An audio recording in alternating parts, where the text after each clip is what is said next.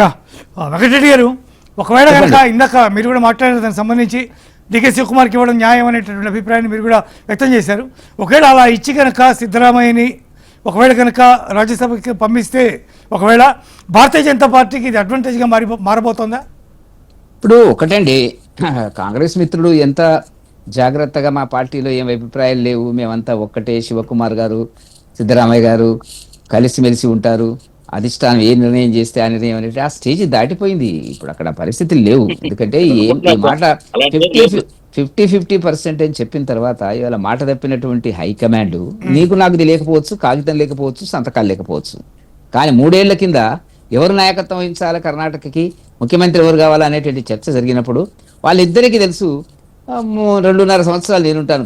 గట్టి పోటీ ఉందండి. ఇలా మనం మర్చిపోతే ఎట్లయితుంది మనం? ఎందుకంటే 3 సంవత్సరాలు అయింది కాబట్టి ఆనాడు వచ్చిన న్యూస్ మనకు తెలియకపోవచ్చు, జ్ఞాపకం లేకపోవచ్చు, కానీ చాలా గట్టిగా శివకుమార్ గారు తన యొక్క స్థానాన్ని అడిగినాడు. దానిలో ఏం సందేహం లేదు.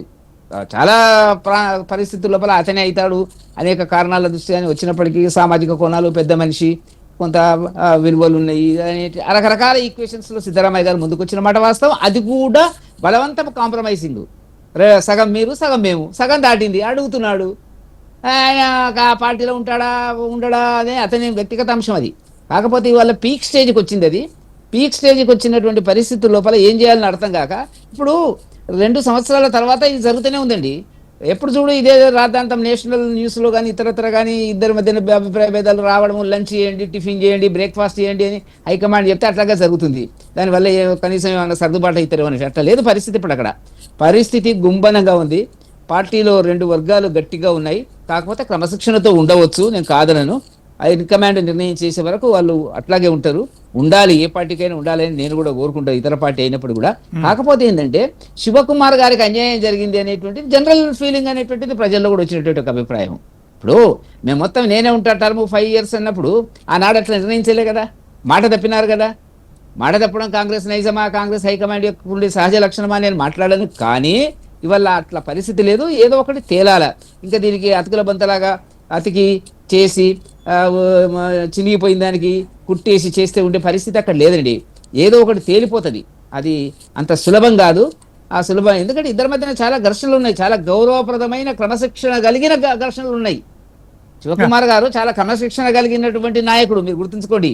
తనలో ఎంత బడబాగ్నులు అగ్నిపర్వతాలు బ్రద్దలైతున్నా కూడా నేను నవ్వుతూ సమాధానం చెప్పి వెళ్ళిపోయేటువంటి పరిస్థితి ఆయనకు ఉండేటువంటి గొప్ప లక్షణం అండి. ఎవరికి? శివకుమార్ గారికి. నేనేం పొగడం లేదు, ఆయనకు ఉన్నాడు ఒక రాజకీయ నాయకుడిగా ఆయనకు ఉండేటువంటి డిఎన్ఏ నేను ఇంటర్ప్రిట్ చేస్తున్నటువంటిది. కాబట్టి అంత మాత్రం చేత అంత బాగుంది అనుకోవడం పొరపాటు. అక్కడ ఒక స్థాయి దాటిన తర్వాత వ్యక్తిగతంగా తనకు ఉండేటువంటి ఆలోచనలు, తన ఈగో ప్రాబ్లము, నాకు న్యాయం జరగలేదు, నా పాత్ర ఏంది, డబ్బులకు సంబంధించినటువంటి దాంట్లో ఖర్చు పెట్టింది అతనండి, సేకరించింది అతనండి. అనేక కేసుల్లో కూడా అతనికి మీద ఆరోపణలు ఉన్నాయి, వేరే సంగతి, దాని చర్చకు నేను పోను. కానీ కార్పొరేట్ సెక్టార్ నుంచి పార్టీకి కావాల్సినటువంటి ఎన్నికల నిధులకు కానివ్వండి, జాతీయ స్థాయిలో నిధులు కానీ సమకూర్చగలిగినటువంటి సత్తా, సాహసం ఉన్నటువంటి వ్యక్తి శివకుమార్ గారు. మరి అతని పాత్ర తనకు ఉండాలి కదా. ఇంకెక్కడ ఉంటుంది, ఎప్పుడు ఉంటుంది?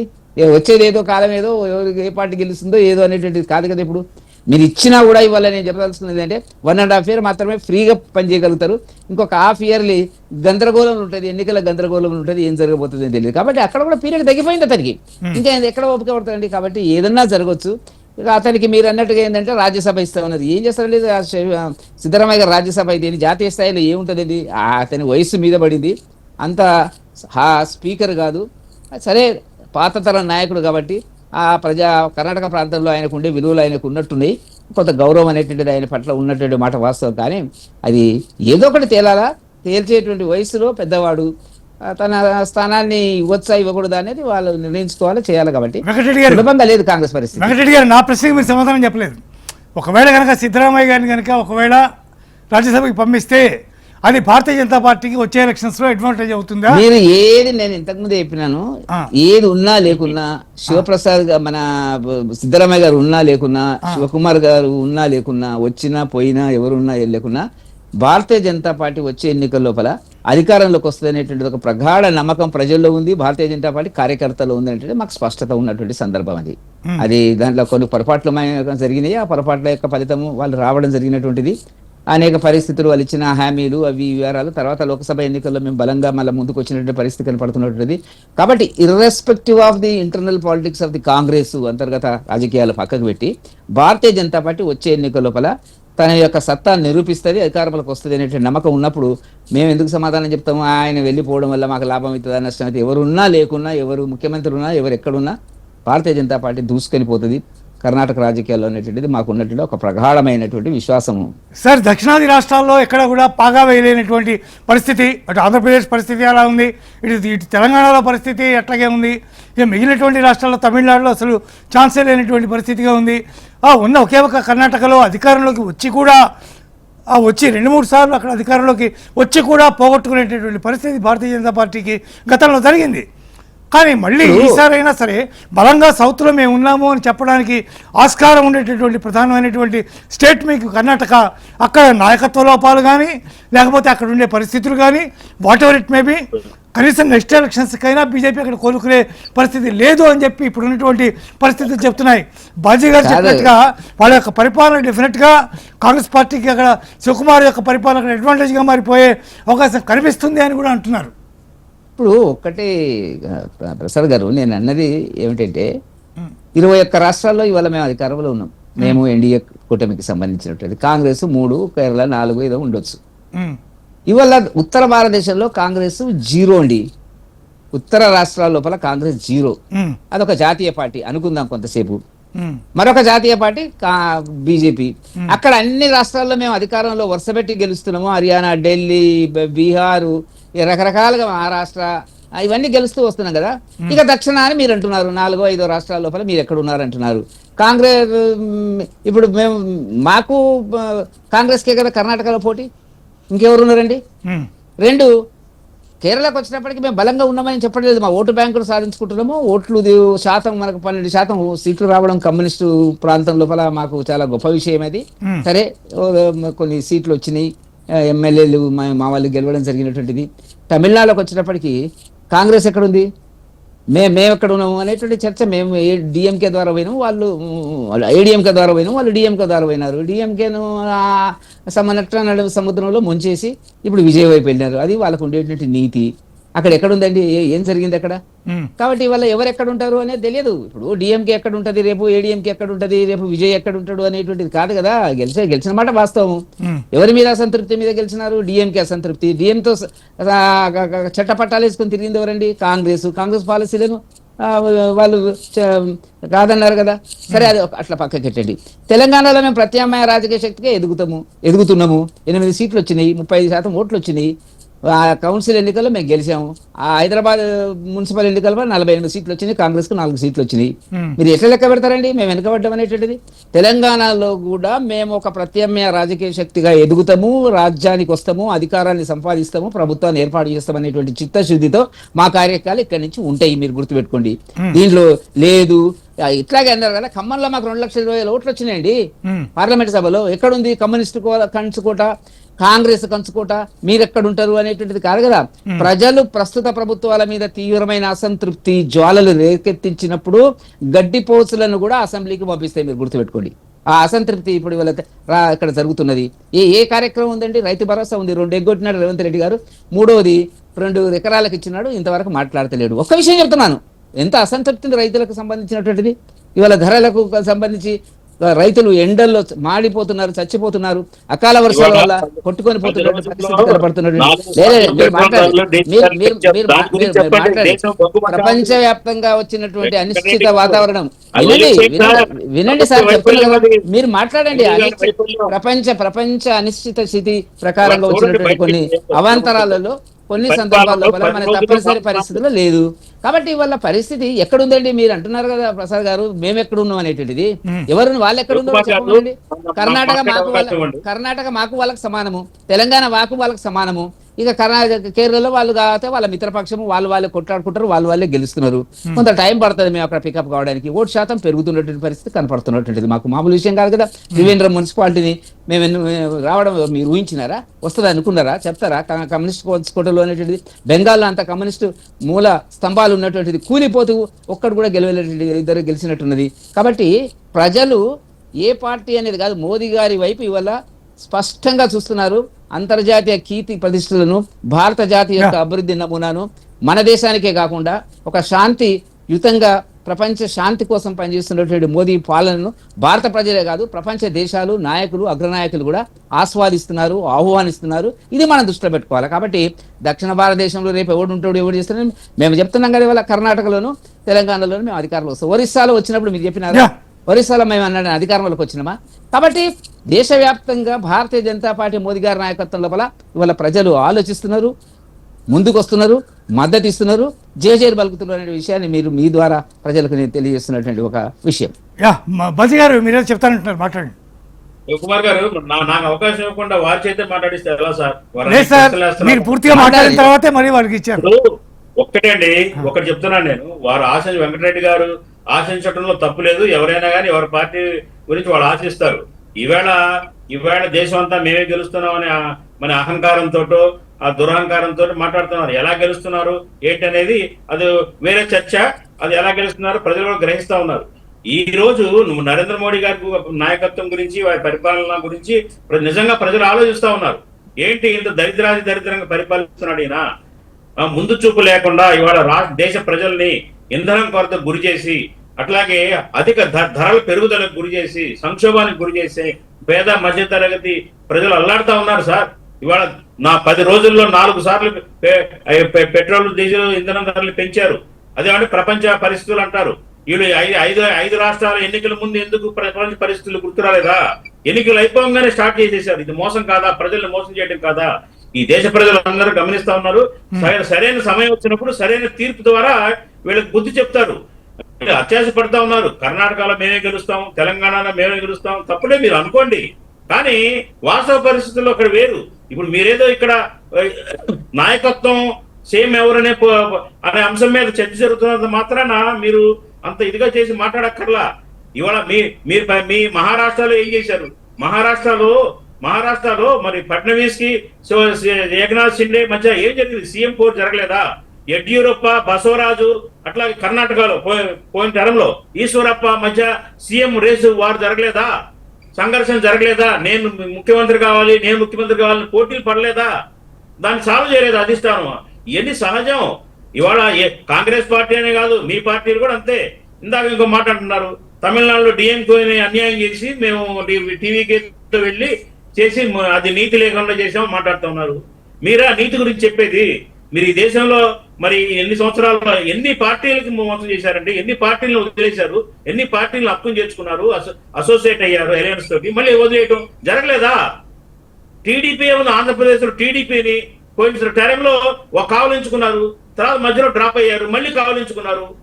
ఇలా చాలా ఎగ్జాంపుల్స్ ఉన్నాయి చెప్పాలంటే. కాబట్టి మీరు ఆ ప్రస్తావన చేయొద్దు. ఇవాళ డిబేట్ ఉన్న సబ్జెక్టు మీద మాట్లాడుకుందాం. కాబట్టి ఏంటంటే ఇవాళ దేశ ప్రజలందరూ కూడా మరి మోడీ గారి ఏదైతే ముందు చెప్పి లేవి మరి పరిపాలన అస్తవ్యస్తాల కారణంగా చాలా అల్లాడిపోతా ఉన్నారు. వాస్తవం అది, వాస్తవం. మనందరం కూడా ఇబ్బంది పడతా ఉన్నాం. రోడ్ల మీద వెహికల్స్ తీసుకొచ్చేసి ఇంధనం ప్రాబ్లం తోటి దొరక్క గ్యాస్ ప్రాబ్లం. ఇవాటికి కూడా హైదరాబాద్ లో నేను ఉంటాను. హైదరాబాద్ లో కూడా బ్లాక్ లో 4,000 గ్యాస్ సిలిండర్ కోసం పరిస్థితి, దౌర్భాగ్యమైన పరిస్థితి వచ్చిందండి. మరి ఇవన్నీ పరిపాలన లోపాలు కాదా? నాయకుడు అనేవాడు ముందు చూపుతో వ్యవహరించాలా. అక్కడ ట్రంప్ కి లొంగిపోయి అక్కడ నుంచి చమురు కోసం వెయిట్ చేసి పరిస్థితి తెచ్చాడు. అదే ముందు నుంచి రష్యా తోటి ఒప్పందం ఉంది, రష్యా నుంచి చౌక జరుగుతుంది, అవన్నీ వాడుకోలేకపోయాడు. ఇంటర్నేషనల్ నామ్స్ ప్రకారంగా 6 నెలలు రిజర్వ్ ఫ్యూయల్స్ ఇంధనంలో పెట్టుకోవాలి. అది దాంట్లో ఫెయిల్యూర్ అయిపోయారు. కేవలం 10-15 రోజులు సరిపోయే ఇంధనం మాత్రమే మన దేశంలో ఉంది. మరి దేశ ప్రజలకు ఏమైనా పొదుపు సూత్రాలు చెప్తారు, బంగారాలు కొనొద్దు, విదేశాలకు వెళ్ళొద్దు, మీరు గ్యాస్ వాడబాకండి, ఇట్లాంటివన్నీ ఎవరు వింటున్నారండి? ఇవాళ మోడీ గారు 10 సూత్రాలు చెప్పారు. ఎవరన్నా ప్రజలు ఆచరిస్తున్నారా చెప్పండి? ఒక్కసారి ఎక్కడన్నా చూపించండి నాకు ప్రజలు ఆచరిస్తున్నారేమో. అది ఆచరణ సాధ్యం కాని విషయాలు, ఆచరణ సాధ్యం కాని పరిస్థితుల్లో పరిపాలన సాగుతా ఉంది ఈ దేశంలో. ఖచ్చితంగా దేశంలో మార్పు వస్తుంది. పరిపాలన మార్పు 2029 ఎన్నికల్లో మనం చూస్తాం. మన దేశవ్యాప్తంగా కూడా మార్పు వస్తుంది. కర్ణాటక, తెలంగాణ మాత్రమే కాదు, దేశవ్యాప్తంగా కూడా మార్పు వస్తుంది. ప్రజలు మళ్ళీ కోరుకోరి ప్రభుత్వాన్ని. కాబట్టి దాని ప్రభావం ఖచ్చితంగా ఉంటుంది. ఖచ్చితంగా కర్ణాటకలో కానీ తెలంగాణలో కానీ మా ప్రభుత్వాలు నిలబడతాయి. మేమే గెలుస్తాం రాబోయే ఎన్నికల్లో, అనుమానమే లేదు. చర్చ కాదు కాబట్టి నేను కొనసాగించను. ఆ చర్చ కాదు కాబట్టి ఇవాళ ఉన్న దీంట్లో చెప్తున్నాను, నాయకత్వ మార్పు, ముఖ్యమంత్రి మార్పు అనేది అది ఖచ్చితంగా ఇవాళ నిర్ణయం తీసుకుంటే కనుక అది అందరి ఆమోదంతో అందరి అభిష్టాల మేరకే తీసుకుంటారు. ఒకవేళ తీసుకోవడం జరగకపోతే కనుక సముచిత స్థానాన్ని ఒకవేళ ఈయనకి ఎవరికైతే మన డికే శివకుమార్ గారు ఇవ్వలేని పరీక్షలో వారికి సముచిత స్థానాన్ని కల్పిస్తారు. అంతేగాని ఆయన వదిలేసి పారిపోయి వీళ్ళు ఏమైనా గిచ్చి గిల్లి ఏమైనా చేయకపోతే తప్ప బీజేపీ వాళ్ళు శివకుమార్ గారిని ఆయన ఖచ్చితంగా కాంగ్రెస్ తోనే ఉంటాడు, పదవి ఇస్తేనే ఉంటాడా చెప్పండి. వీళ్ళు ఏదైనా గాలం వేసి ఏదన్నా వెనక నుంచి బ్యాక్ డోర్ లో నుంచి ఏదైనా ప్రూఫ్ చేస్తున్నారేమో చూడాలి. మరి అది కూడా ఆలోచించాల్సిన అంశమే. వాళ్ళు చెప్పి వెంకటరెడ్డి గారు చెప్పే మాటలను బట్టి ఆయనైతే పొరపాటును కూడా డికే శివకుమార్ కాంగ్రెస్ వదిలిపెట్టి వెళ్ళడు. పదవి ఇచ్చినా ఇవ్వకపోయినా ఆయన సముచితమైన గౌరవాన్ని స్థానాన్ని కల్పిస్తారు. మాకు ఇంట్రెస్ట్ ఇక్కడ బహిరంగంగా మీడియాలో చెప్పకూడదు కానీ కొన్ని అంశాల్లో మరి డికే శివకుమార్ గారు ఆప్షన్స్ కూడా పెట్టారు. ఆ ఆప్షన్స్ ఫుల్ఫిల్ చేశారనుకోండి, హీ విల్ బి సాటిస్ఫైడ్. అట్లాగే ఈయన కూడా సిద్ధరామయ్య గారికి కూడా అంతే. సిద్ధరామయ్య గారు కూడా ఒకవేళ రాజ్యసభకు తీసుకుంటే రాజ్యసభలో ప్రతిపక్ష నాయకుడు హోదా ఇవ్వచ్చు, ఆయనకి సాటిస్ఫై కావచ్చు. ఆయన ఇప్పుడు ఇవాళ వదిలేసి పదవులు ఇవ్వనంత మాత్రాన వదిలేసి వెళ్ళిపోతారని మనం ఎలా ఊహిస్తాం సార్? ఓకే బాజీ గారు, వెంకటరెడ్డి గారు మీ ఫైనల్ రిమార్క్స్ చెప్పండి దీని మీద. ఇప్పుడు నేను అది కర్ణాటకకు సంబంధించి వాళ్ళ అంతర్గత పార్టీ వ్యవహారం అది చిలికి గాలి అనే గత 6 మాసాలుగా అక్కడ రోజు ఇది ఒక డ్రామా, ఒక సంచలనాత్మక భరిత సీరియల్ లాగా జరుగుతుంది. దాని యొక్క ప్రభావం వల్ల అక్కడ ఒక స్థిరమైనటువంటి అభివృద్ధి కార్యక్రమాల లోపల ప్రభుత్వం చిత్తశుద్ధితో పనిచేసేటువంటి అవకాశం లేకుండా పోయి మంత్రులుగా విడిపోయినారు, ఎమ్మెల్యేలుగా విడిపోయినారు. రోజు కార్యక్రమం జరుగుతుందనే ఒక బాధ తప్ప మాకు వాళ్ళు ఎవరు పెట్టుకుంటారు, ఎవరిని తీసేస్తారు అని అవసరం. రెండోది, మేము ఆ పార్టీకి సంబంధించిన దాంట్లో మేమేమి గెల్లడము మాకేం అవసరం లేదు. అంత అంత అంత అంత బలహీనమైన నాయకుడు డికే శివకుమార్ అని వాళ్ళే చెప్పుకుంటున్నారు. అది మాకు అనవసరము, మాకు సంబంధం లేదు. ప్రజాస్వామ్య పద్ధతి లోపల ఎన్నికైనటువంటి ప్రభుత్వం 5 సంవత్సరాలు పూర్తి చేయాలని ప్రజలకు ఇచ్చిన వాగ్దానాలను అమలు చేయని పక్షం లోపల ప్రజలు తగిన తీర్పు ఇస్తారని చెప్పి మేము భావిస్తున్నాం. చెప్పండి.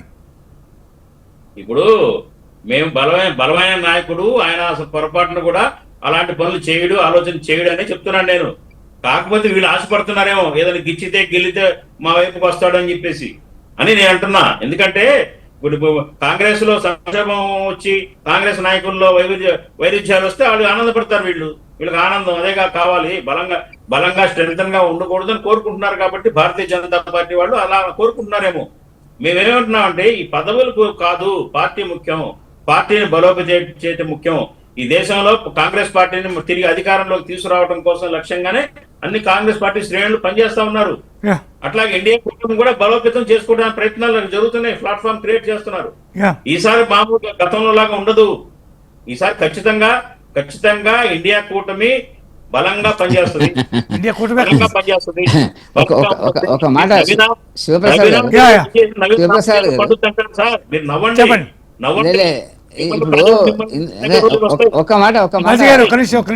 ఒక మాట ఇంతకు ముందు అతికిల బంత లాగానే ఇండియా కూటమి ఉన్నది. అక్కడ మమతా ఓడిపోయింది, కేజ్రీవాల్ ఓడిపోయినాడు. బలమైనటువంటి ఈ దేశంలో రాహుల్ గాంధీ గారు ప్రధానమంత్రి కావాలని ఓపెన్ గా మాట్లాడినటువంటి ఇండి గ్రూపంలో ఉన్నటువంటి స్టాలిన్ ఎవరు మాట్లాడలేదండి. ఎవరికి వాళ్ళు అఖిలేష్ నేను ముఖ్యమంత్రి అనుకుంటాడు, మమత నేను ముఖ్యమంత్రి. అటువంటి వ్యక్తిని మీరు ఒక అవకాశం వస్తే విపత్కర పరిస్థితుల లోపల, ఇబ్బందుల లోపల రక్షించుకోవాల్సింది పోయి అటువైపు వెళ్ళిపోయినారు. టక్కున అక్కడ రిజల్ట్స్ కౌంటింగ్ అవుతుంటే వెళ్ళిపోయినారు. మీకు ఎన్నాళ్ళ సంబంధం అంటే అది 30-40 సంవత్సరాల డిఎంకే కరుణానిధి దగ్గర నుంచి కాంగ్రెస్ తో వాళ్ళకు ఉండే తత్వం లేదు.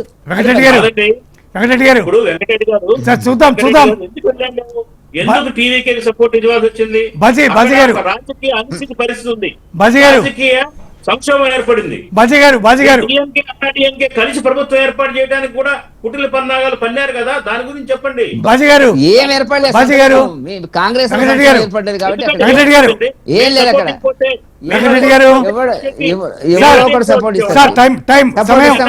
సమయం అయిపోయింది. బాజీ గారు థ్యాంక్ యూ సో మచ్ ఈ డిబేట్ లో పార్టిసిపేట్ చేసేందుకు. వెంకటరెడ్డి గారు నమస్కారం మీకు కూడా. Thank you so much participating in the debate. ఇది ఇవాళ స్పెషల్ డిబేట్. చూస్తూనే ఉండండి HM TV.